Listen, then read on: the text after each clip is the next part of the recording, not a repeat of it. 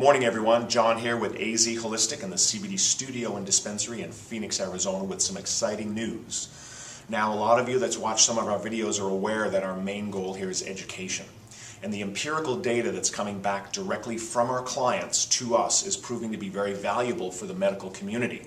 Now our primary goal is education, but this week one of our clients came in and shared some very exciting news that I want to share with all of you. So this client had a heart attack a few years back, and since the heart attack he has had an average of 10 to 15,000 PVCs every day. That's made his life very difficult and very uncomfortable. So what are PVCs? Premature Ventricular Contractions. People that have had heart attacks may be familiar with this. Other people know them as heart murmurs or extra heartbeats. But these PVCs are extra heartbeats that begin in one of your heart's two lower chambers. These pumping chambers or ventricles that pump blood through the heart. Okay?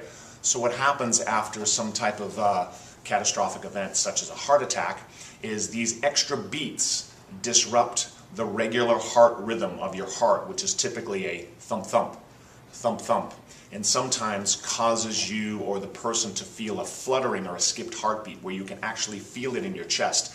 This individual came in saying that I have not been able to sleep for years. I average 2 to 3 hours of sleep a night, and it just constantly feels like his heart is going to stop. Very uncomfortable, a lot of distress, feel really bad for this gentleman. Well, he came into the store looking for some help. We started him on just 10 milligrams of CBD per day. He slowly titrated his dosage up to about 30 milligrams, and he noticed that his PVCs have all but completely diminished. So that means that CBD, otherwise known to have influenced only chemical receptors or chemical functions in the body, is also influencing the nodes that help to produce these electrical impulses directly to the heart chamber. To me, this is phenomenal news. Wanted to share it with the medical community and other people that are finding individuals that have had heart attacks or heart issues, that if they're experiencing any PVCs, to look into quality, high quality CBD or Cannabidiol and start with about 10 milligrams and slowly increase the dose, as we always recommend, not to get too much CBD into the body too quickly.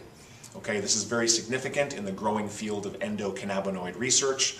And if you have anyone that's had a heart attack or know someone that is experiencing these types of PVCs, please share the information with them. And we're so happy that we were able to participate.